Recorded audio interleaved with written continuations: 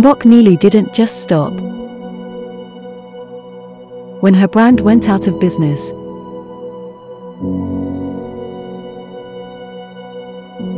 and even divorced her husband. Life goes on.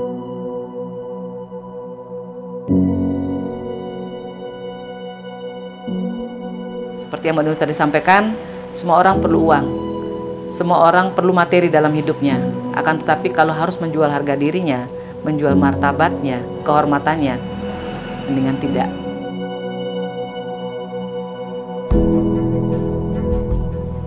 Sehari setelah itu, Mbak Nilu memutuskan kita akan lakukan apapun, yang penting kita tetap bersama. Nah, syukurnya 2 tahun sebelum itu, kami sudah menata pelan-pelan pangsa pasar kami sendiri. Pesisir Eropa dengan Australia. Memang langsung ke Mbok Nilu, menggunakan brand Nilu. Nah, di tahun 2007 itu, kami kembali menawarkan kepada mereka, kan nggak bisa pakai brand Nilu nih.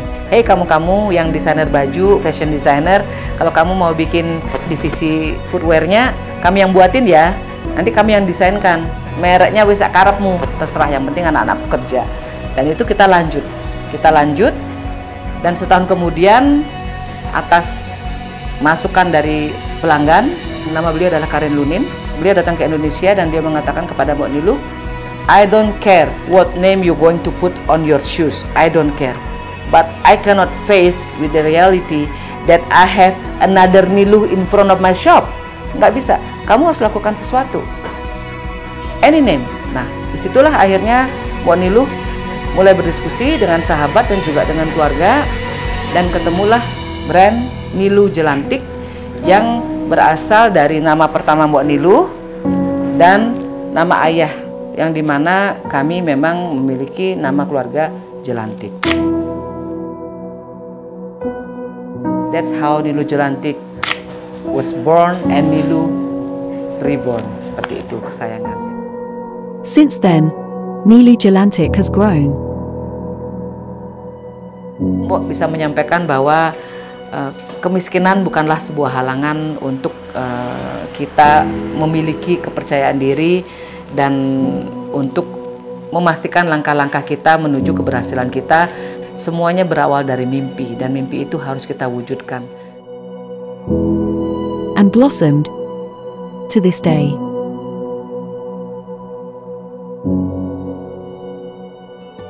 Halo, nama saya Frido Christian Hendrata, biasa dipanggil Edo. Saya bekerja di Nilu Jelantik di bagian produksi.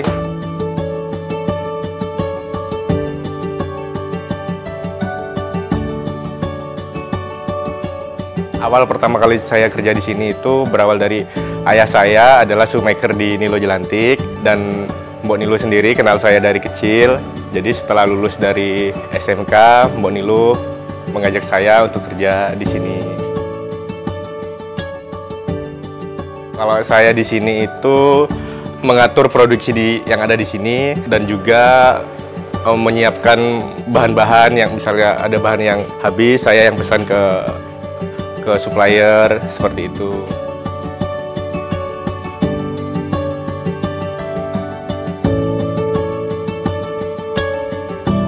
Jadi kegiatan di sini itu tentunya membuat sepatu, terus buat tas, dan buat masker juga. Di sini ada 8 shoemaker, ada 4 tukang cup sama 4 tukang sul.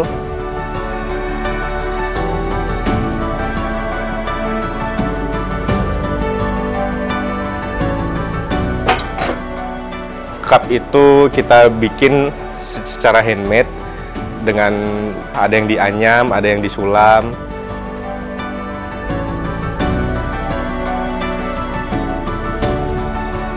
Lalu kita juga buat tas dari beberapa kain endek dan batik, juga ada linen. Dalam sehari kurang lebih kita bisa produksi 20 pasang sepatu. Kadang kita buat heel juga, sama buat balet, buat flat shoes, seperti itu.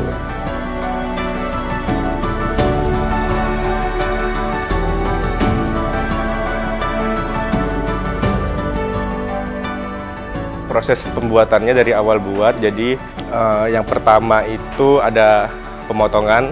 Pemotongan itu kita ada mal, tiap model itu kita punya mal masing-masing modelnya. Nanti dipotong sama tukang cutnya.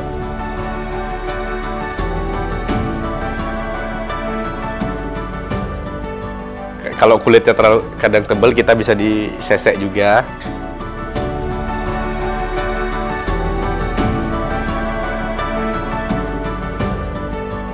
Sama habis itu ada di proses dilem lalu dijahit.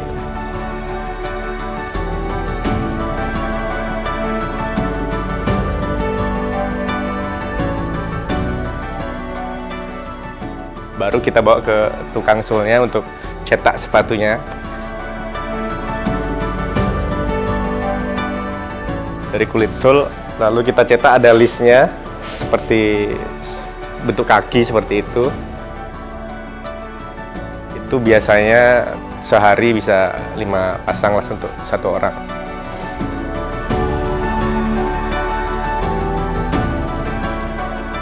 Di Nilo Jelantik ini kami biasa menggunakan istilah 4L. Lu lagi. Jadi papasan di pintu, papasan di ruangan, itu kami jalani hampir 20 tahun. Karena kami bekerja bersama, hidup bersama, tinggal di atap yang sama. Dan mengapa bisa awet? Mengapa bisa tetap tinggal di dalam satu atap every single day? Karena kami menjalaninya dengan cinta, karena kami memanusiakan manusianya, karena Mbok Niluh memperlakukan anak-anak Mbok Niluh sebagaimana Mbok Niluh ingin diperlakukan. Ada untuk mereka di saat mereka membutuhkan Mbok Niluh, dan mereka juga selalu ada untuk Mbok Niluh di saat Mbok Niluh membutuhkan mereka. Dan kolaborasi yang indah inilah yang kemudian menghasilkan karya-karya yang bisa dilihat dengan kasat mata, dibuat dengan cinta, dibuat dengan sepenuh hati, dibuat dengan ketulusan, dengan keikhlasan, dengan kelapangan hati. Dan kunci satu-satunya adalah menjaga, mengayomi, melindungi mereka sebagaimana kita akan melakukannya kepada anak kita sendiri. Itu kuncinya. Mbok Niluh's success cannot be separated from the little things she does for the good around her.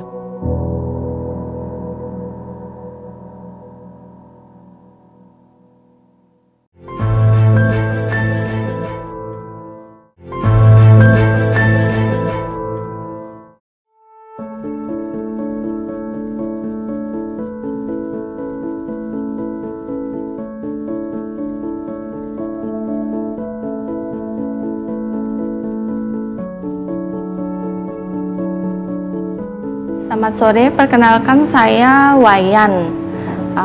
Biasa dipanggil Wayan Indi di sini. Saya bergabung di Nilo Jelantik mulai dari tahun 2010 sampai hari ini. Kira-kira sudah kurang lebih 13 tahun. Saya sebagai SPG, Sales Promotion Girl.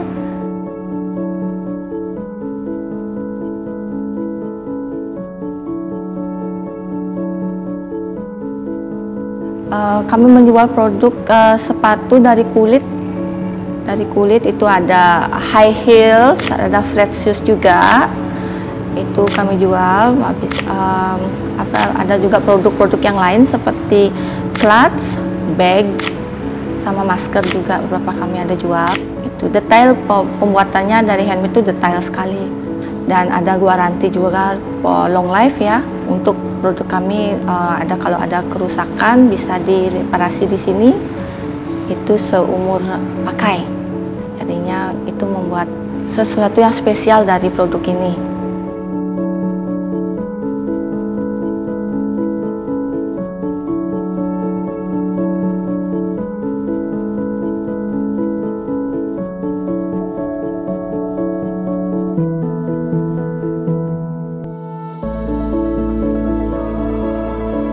Saya perkenalkan salah satu produk high heels dari kami. Ini kami beri nama Dewi Pep 2. Jadi Dewi, modelnya Dewi Peptu, ini tingginya sekitar 9 cm. Dan ini paling banyak penggemarnya dari customer karena bisa dipakai untuk pesta, bisa untuk ke kantor juga bisa modelnya. Di depan ini ada semacam platform, namanya platform. Jadinya kalau customernya pakai itu nggak capek dia, karena ada tebel di sini. Saya betah di sini itu nyaman dan kekeluargaan ya, dan dari Monilu sendiri sangat baik sama saya karena sudah merasa sudah anggap sebagai keluarga sendiri. Itu bikin saya nyaman di sini.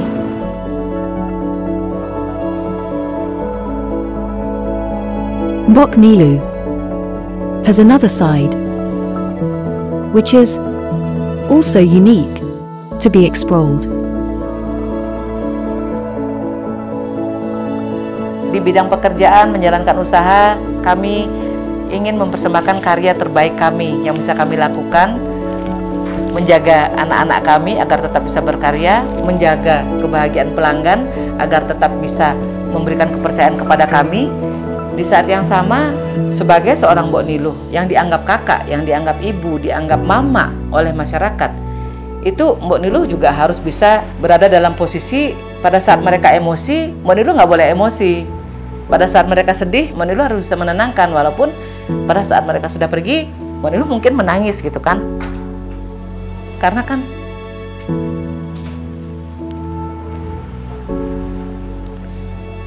Karena di sini kita kan diberikan peran oleh masyarakat sebagai penyambung lidah rakyat.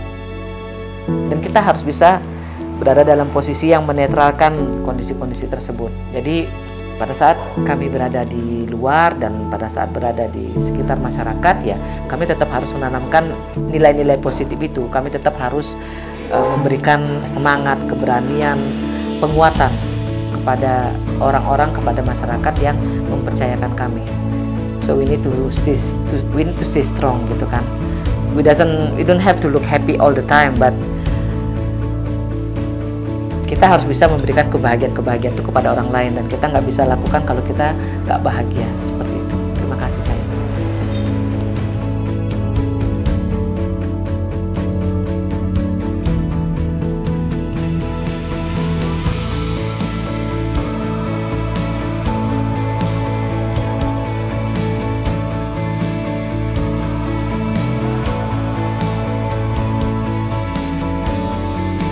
Menjadi berkat yang lebih luas untuk masyarakat, Mbok Nilu memutuskan untuk fokus kepada perjuangan kami, mengedepankan kesejahteraan masyarakat Bali, mempromosikan usaha-usaha masyarakat Bali,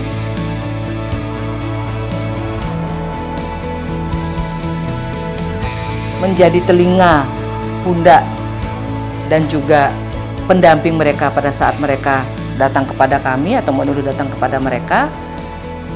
Every day, every little things that we do here is for the Balinese people. Karena Bali adalah rumah tempat kami dilahirkan, rumah tempat kami membesarkan anak-anak kami, rumah tempat kami hari ini mengais rezeki. Mbok Nilu ada untuk mereka. Dan di saat yang sama, Bali itu sendiri juga kita harus jaga. Bali adalah bumi pertiwi. Bali adalah seorang ibu. Bali adalah sosok yang membesarkan kita, yang melahirkan kita.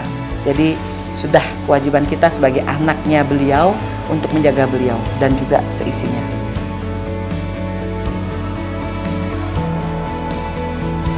That is the next step of Nilu Jelantik yang sudah sebenarnya kami lakukan sudah cukup lama, akan tetapi kami mengukuhkannya dalam bentuk komitmen yang lebih resmi. Dan kami menjalaninya dengan independen. Berada bersama rakyat, untuk rakyat, dengan rakyat, dan selalu menjadi penyambung suara isi hati mereka yang harus didengar oleh setiap pintu yang harus kami gedor. Kami sudah berada 20 tahun di sini, and we can tell you one or two things about failure gitu loh. Kami nggak akan berbagi kesuksesan, tapi kami akan berbagi banyak kegagalan, dan itulah yang menjadi alasan satu langkah kalian menuju keberhasilan kalian. Terima kasih. That's all from this episode. See you again with other amazing stories at Meet the Creators. Don't miss it. Keep watching Meet the Creators on See Today.